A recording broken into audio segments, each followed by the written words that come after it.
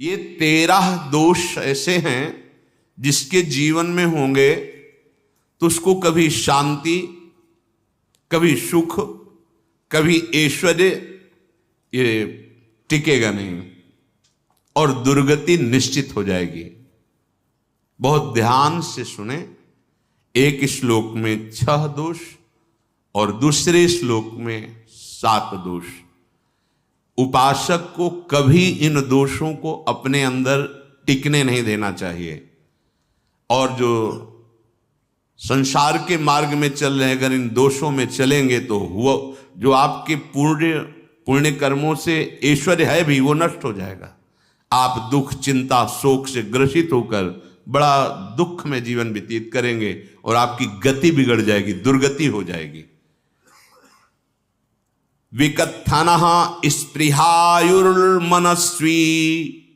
बिभ्रत कोपम चपलो अरक्षणश्च एतान् पापाः षण्णराः पाप धर्मान् प्रकुर्वते नोत्र सन्तः सुदुर्गे संभोग संविद विषमोति मानी दत्तानुतापी कृपणो बलीयान् वर्ग प्रशंसी वनितास्तु देष्टा एते परे सप्तनशंस वर्गाः। जो अपने मुख से अपनी बड़ाई प्रशंसा करता है, ये 13 लिख लो दिमाग में, डायरी में, क्योंकि ये नोट हो रहा है, आवाज डाली जाएगी, आप बार बार सुन, इनसे बचिए। अपनी बड़ाई, अपनी प्रशंसा कभी अपने मुख से नहीं करना, नहीं तो आपके पुण्य नष्ट हो जाएंगे, बुद्धि भ्रष्ट माने गिर जाएगी। अगर परमार्थ में चल रहे हैं तो भी, और व्यवहार में तो पुण्य नष्ट हो ही जाएंगे। बुद्धि गिरी हुई तभी ऐसी बात होती है। और यह दोष बहुतायत है, ये बहुत प्रभावशाली है, अपनी बड़ाई मारना। इसको देख लो, पकड़ो, सत्संग है। अपने मुख से कभी अपनी बड़ाई ना करना। अगर कोई अपने मुख से अपनी बड़ाई करता है तो उसके सुकृत नष्ट हो जाते हैं, बुद्धि भ्रष्ट माने गिर जाती, पतित हो जाती है, फिर निर्णय ठीक नहीं। अगर हमारा सारथी, हमारा ड्राइवर मूढ़ हो तो कहीं भी हमको गिरा देगा, तो वो बुद्धि भ्रष्ट मतलब गिर जाती है, निर्णय करने लायक नहीं रहती। अपनी प्रशंसा अपने मुख से करना। दूसरा, लोलुपता, ये वृत्ति नहीं होनी चाहिए। धर्म से चलेंगे, धर्म के द्वारा जो हमें प्राप्त होगा उसी से हम अपना भरण पोषण करेंगे। आपके बच्चे स्वस्थ होंगे, बुद्धिमान होंगे, परिवार में बहुत सुख और शांति होगी। भले दीपक की तरह जलो, बहुत काल तक रहेगी। लक्ष्मी जी भी आपके घर में बहुत काल, हम ये नहीं कहते कि बहुत नहीं, जितनी है बहुत सुख शांति से चलोगे। अगर लोलुपता करोगे, हिंसा, छल कपट, व्यभिचार, चोरी, ऐसे धन आ जाए, वो आएगा, लेकिन वो हाइलोजन की तरह आएगा, एकदम प्रकाश और फ्यूज, बिल्कुल अंधकार करके जाएगा। देख लेना, तुम्हारे जो सुख के हेतु हैं, तुम्हारा शरीर, तुम्हारे बच्चे, तुम्हारी पत्नी, तुम्हारा परिवार, उसको देख के तुम रात दिन जलोगे बिना आग के। ऐसे उनके आचरण होंगे, ऐसे उनके अंग होंगे, ऐसे उनके दिमाग होंगे, ऐसा उनका व्यवहार होगा। ये लोलुपता अगर उपासक में या किसी में है तो उसको नष्ट कर देती है। सावधान। तीसरा, यदि आपका अपमान होता है तो आपको उसे सहन करना होगा, उससे आपके पाप नष्ट हो जाएंगे। जो तनिक सा भी अपमान होने पर बहुत क्रोध करके दूसरे का अपकार करने लगता है, ये आपका पतन करा देगा, ये आपको फंसा देगा, हृदय जलेगा, अर्थव्यवस्था नष्ट होगी, पूरा परिवार दुखी होगा। जरा सा अपमान की संभावना में आप किसी से भी भिड़ गए, किसी से भी, वो ये प्रवृत्ति आपका पतन कर देगी। उपासक में तो अपमान सहना अमृत है, नीचापमानम सुधा, पर व्यवहार में भी ज्यादा उत्तेजित मत होइएगा। ये तो कुछ मिनट की बात है, अगर आपने उसे मारा पीटा, रिपोर्ट हुई कानून की, ओ फंसते चले जाओगे, अर्थ जाएगा, समय जाएगा, चिंतन जाएगा, बहुत तरह से हानि हो जाएगी। अगर आप सह गए तो आपका सहना उसके लिए आग बन जाएगा। उमा क्षमा साप होते भारी, तुम्हें दंड देने की जरूरत नहीं, उसका एक कर्म ही उसे दंड दे देगा। आप शांत हो जाइए, आप सत्संगी हैं, आप शांत रहिए। चौथा, निरंतर क्रोध और उसका चिंतन। बैठे बैठे बस द्वेषियों का चिंतन ही हो रहा है, अंदर क्रोध का चिंतन और द्वेषियों का चिंतन ही हो रहा है। द्वेष भरी बातें, द्वेष भरे क्रियाएं, उन्हीं का चिंतन करके जलते रहना क्रोध से। उपासक को तो क्रोध करना ही नहीं चाहिए, बहुत शांत। ठीक है, अभ्यास में कभी क्रोध हो सकता है, उसको फिर समन करो, अंदर से प्रायश्चित, जैसा कि अब गलती हुई, आगे नहीं करेंगे। और व्यवहार में भी क्रोध को आप पीना सीखें। अगर बार बार आपका क्रोध प्रकट होता ही रहेगा, आपका स्वभाव बिगड़ जाएगा, आपके पुण्य नष्ट हो जाएंगे और आपका जीवन नष्ट हो जाएगा। देने वाला उतना दे देगा, आपको आनंदित रहो, पैसा खर्चा सब, पूरे जीवन का विध्वंस मचा दिया क्रोध ने। कहीं भी आप देखो, किसी से क्रोध करके देखो, फिर देखो तुम्हारा भजन चल रहा है, तुम्हारी वो आनंद वृत्ति है नहीं, जलोगे और वो जलन और गुस्सा दिलाएगी, और वो बैठे बैठे जलो नहीं। ये क्रोध जो है, ये चाहे व्यवहार में हो चाहे परमार्थ में, दोनों की हानि करने वाला है। और आश्रित जनों की रक्षा ना करना। अगर कोई भाग कर आपके पास आ गया है, कोई पशु पक्षी या कोई मनुष्य, आपको चाहिए कि अब चाहे हमारे पहले प्राण जाएं, उसकी रक्षा करेंगे। सीवी जैसे तो कोई बिरले ही होते हैं, पर इतना जरूर ध्यान रहे, जैसे कोई पशु पक्षी किसी भय से आपके सीमा के अंतर्गत आ गया है, अब उसकी रक्षा करनी है आपको। अगर आप स्वयं मार देते हैं या मरवा देते हैं, या आपके सुकृत नष्ट कर देगा, या आपकी दुर्गति का कारण बन जाएगा। और जो पाप कर्म उत्साहित होकर करते हैं, उपासक को तो बहुत सावधान रहना चाहिए, पर व्यवहार में भी जो नहीं करना चाहिए, अगर वो पाप कर्म आपके द्वारा मन में प्रेरित हो रहे हैं, संकल्प बन रहा है, क्रियाएं हो रही, दुर्गति पक्की, पुण्य नष्ट हो जाएंगे, दुख अशांति बढ़ती चली जाएगी, कभी शांति नहीं प्राप्त कर पाएंगे। ऐसा नहीं कि जो मन में आवे सो करें। पापाचरण निडर और उत्साहित होकर करना, अगर ऐसे लक्षण है, निश्चित दुर्गति होती है। ये 6, अपनी बहुत बड़ाई करने वाला अपने मुख से, लोलुपता, तनिक से अपमान में सहन ना करने वाला, निरंतर क्रोधी और आश्रित जनों की रक्षा न करने वाला, और निडर हर्षित होकर पाप कर्म करने वाला। दूसरे श्लोक में 7 है, 6 7। 1, संभोग का ही चिंतन करना, संभोग में ही मन लगाना, संभोग दूसरी स्त्रियों के साथ करने की भावना रखना। संभोग, पहला है संभोग। रात दिन बैठे बैठे बस यही चिंतन करना, गंदी बातों का, गंदी बातें देखना, गंदी बातें सुनना, गंदी बातों का चिंतन करना। फिर अन्य माताओं बहनों के प्रति काम दृष्टि से देखना, कोई आ जा रही है तो दृष्टि से, काम भाव से देखना, भोग बुद्धि से देखना, निश्चित पुण्यनाश दुर्गति। बड़े बड़े उदाहरण इतिहास में हैं, जिन्होंने ऐसा दृश्य नेत्रों से देखने की चेष्टा की, मन में संकल्प किया भोगने का, नष्ट हो गए, चाहे वो कितने बड़े प्रतापी हों। ये दुर्योधन कोई साधारण थोड़ी है, भगवान व्यासदेव जी के द्वारा ही तो, भगवान व्यासदेव जी ही इसकी उत्पत्ति का कारण है। आप देखो, इतने महान पुलस्त जी ही उत्पत्ति का कारण है रावण की।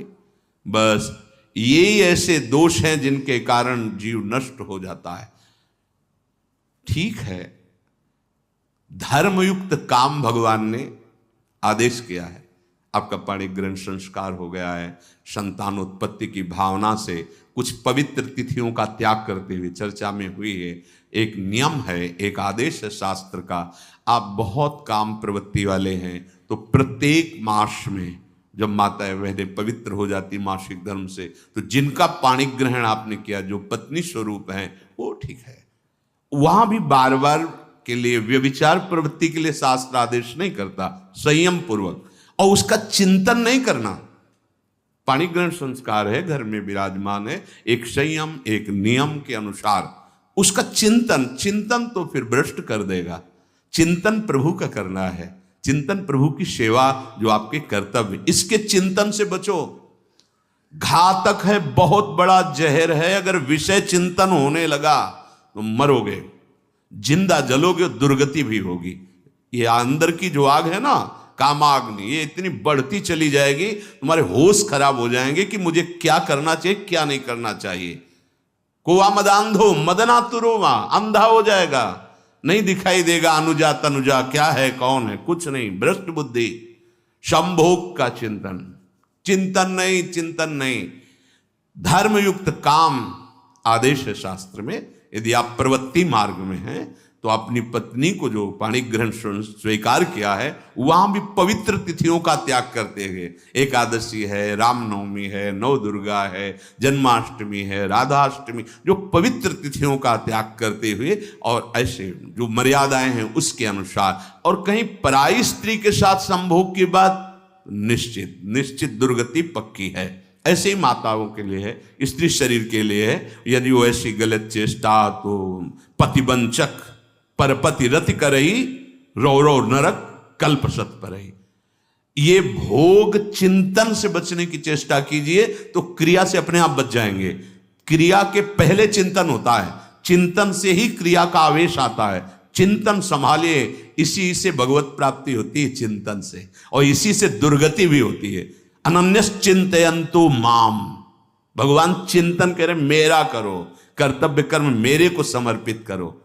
अब जब चिंतन संभोग का होगा तो बुद्धि भ्रष्ट हो जाएगी। ये जो राक्षसी प्रवृत्तियां सुनने को मिलती है ना, कि ऐसा हुआ, वो देखा सुना और चिंतन किए, अब इतनी राक्षसी वृत्ति आ गई कि बस अब उनमें और राक्षसों में कोई अंतर नहीं रह गया। दूसरा, विषमता रखने वाला, सबके साथ बर्ताव ऐसा कि मैं बहुत श्रेष्ठ हूं और दूसरे सब नहीं, ऐसा व्यवहार नहीं। सब भगवत स्वरूप हैं, समान व्यवहार। जैसे आपके भोजन है तो जो आप पा रहे हो वही सबको दीजिए, बैठने की व्यवस्था, उठने की व्यवस्था, क्रम बाई क्रम, पर उसको भी नीच भाव से मत देखिए। उस कोटि का उसको प्यार दीजिए, दुलार दीजिए, सम्मान दीजिए। इतनी विषमता न फैलाते रहें अपने जीवन में कि आप सबके निंदा के पात्र बन जाए। विषमता नहीं, सबको प्यार। हाँ ठीक है, पुत्र का अलग प्यार है, भाई का अलग प्यार है, पिता का अलग प्यार है, पर हमारा व्यवहार प्रीति युक्त होना चाहिए, विषमता भरा नहीं होना चाहिए। अगर हमारे चित्त में विषमता ही रही तो संसार है, प्रभु नहीं है। जीत विषम संसार कीर्ति जग बिस्तरे। जो विषमता पर विजय प्राप्त कर लेता है वही भगवत प्राप्ति का अधिकारी। ये विषमता बहुत बड़ी हानि है। तीसरी बात, अत्यंत मानी होना। जहां आपके प्राण कमजोर होंगे, पुण्य नष्ट होगा, आयुश्री सब नष्ट होना है, ऐसे आचरण करवाएगा गुरुजनों के साथ, महापुरुषों के साथ। ये बहुत नीच प्रवृत्ति है। अत्यंत मान प्रियता, मुझे सम्मान मिले, उत्तम प्रवृत्ति है। सबको मान देना, स्वयं अमानी रहना। चौथा, दान देने की बात कह के मुकर जाना या दान देकर पश्चाताप करना। दे दिया है, बहुत जल रहे हो, दूसरे से वार्ता कर रहे हो कि पता नहीं क्या यार बुद्धि में हो गया, हमने उसको इतना कहा था, उतना दे दिया, क्यों दे दिया, ऐसा, मतलब अंदर चिंतन करना, क्यों दे दिया तो दिया। इसके बाद जो आपका जलन हो रही, पश्चाताप, सुकृत नष्ट हो रहे हैं। दान देकर पश्चाताप करना या दान देने की बात कह के मुकर जाना। जैसे आपने कह दिया आपको इतना इतना ऐसा, अब आप मुकर गए, ब्याज सहित तुम्हें देना होगा, ये तुम्हारी दुर्गति का कारण बन जाएगा। ऐसे ही नहीं बोलना चाहिए, बहुत होश से। वाणी एक अमोल है, जो कोई बोले जान, ये तराजू तौल के तब मुख बाहर आन। पांचवा, अत्यंत कृपण होना। ना परिवार को सुखी कर पा रहा, ना अपने को सुखी कर पा रहा है। एक एक सिक्का बैंक में जो मर गया। धन की वास्तविक गति यही है कि अपने परिवार को खूब उसकी अनुकूलता प्रदान करो, उसमें से कुछ हिस्सा किसी ऐसे को जिससे तुम्हें बदले में कुछ लेने की भावना ना हो। कोई साधु महात्मा, गाय, पशु, पक्षी, किसी भी जीव बीमार है शरीरधारी, उसके जिससे कुछ कभी लेने की भावना ना हो, एहसान की भावना ना हो। सो धन धन्य प्रथम गति जाकी, धन्य हो गया उसका धन। अब वो कृपण का धन किसी काम में ना स्वसुख, ना परिवार के सुख, ना धर्म कार्यों में, व्यर्थ जीवन चला गया। उसी धन का चिंतन करना, उसी का संग्रह करना और उसी की रक्षा करते करते शरीर छोड़ देना, तो चिंतन बिगड़ गया। तो कह रहे हैं जो कृपणता है और अर्थ और काम की प्रशंसा, उसी की चर्चा, उसी का चिंतन, रुपया और भोग, उसी की चर्चा कर, जहां बैठे रुपया की चर्चा, भोग की चर्चा, जहां एकांत में बैठे उसी का चिंतन, कैसे रुपया बढ़े, कैसे भोग मिले। और अगर अवसर मिला तो रुपया अधर्म से आवे चाहे धर्म से, उसको इसकी कोई परवाह नहीं। भोग चाहे धर्म से हो चाहे अधर्म से, जिसका अर्थ और काम भोग ही चिंतन है वो धर्म नहीं। जिसका धर्म चिंतन का विषय है तो अर्थ और काम भी ऐसा होगा जो मोक्ष प्रदान करने वाला हो। धर्म, अर्थ, काम, मोक्ष। और जो बालक, स्त्री, पागल, असहाय, जो इनकी रक्षा न करके इनकी हानि करता है, दुर्गति निश्चित है। माना आपकी पत्नी है, उसका स्वभाव बिगड़ा हुआ है, क्रोधी है, कटु वचन बोल, लेकिन आपके ही प्रारब्ध के लिए, माना आपका पति ऐसा स्वभाव वाला है, पर आपके ही प्रारब्ध से तो संयोग बना है आकर, अब इसका निर्वाह कर ले जाओ तो पवित्र हो जाओगे दोनों। और अगर झगड़ा और लड़ाई और मारपीट और कहीं हिंसा आदि के रूप में उतर गए तो फिर और करनी बिगड़ गई। बालक है, आप उसको ज्ञान नहीं कि आप पवित्र है, कि आप पवित्र है, उसको ज्ञान नहीं कि आप उसके साथ व्यवहार अच्छा कर रहे हैं कि बुरा कर रहे हैं। रक्षा करनी है आपको, शोषण नहीं करना। कह रहे हैं स्त्री, बालक और पागल, जैसे विक्षिप्त है, पागल है, आपको रक्षा करनी है। बन जाए तो उसको भोजन, ऐसा नहीं कि ईंट मारो, उसको अपमानित करो। उसकी बुद्धि खराब है, प्रारब्धवशात खराब हो गई है, तो शास्त्र आज्ञा करता है स्त्री, बालक, जैसे पागल, विक्षिप्त आदि हैं, असहाय है, असमर्थ है, बूढ़ा है, वो आप सेवा भी करो तो वो गाली दे सकते हैं, उनकी बुद्धि बिगड़ गई। आपको उनको दंड नहीं देना, मारना नहीं है आपको। मान लो आपके बड़े बूढ़े बुजुर्ग जन हैं, आप सेवा भी कर रहे हो तो आपको कटु वचन बोल सकते हैं, आपकी निंदा कर सकते हैं, लेकिन आपको उनके साथ व्यवहार सद करना है। अगर आपने इन दोषों को स्वीकार किया तो निश्चित आपकी दुर्गति होगी, ना इस लोक में आपको शांति मिलेगी ना परलोक में। इसलिए इन दोषों को बार बार सुन करके और हृदय में जांचो कि कहीं है तो नहीं, अगर है तो सत्संग, भजन बल, भगवत प्रार्थना के बल से इन दोषों का त्याग कर दो, जीवन मंगलमय हो जाएगा। शेष चर्चा आगे। श्री राधा वल्लभ लाल।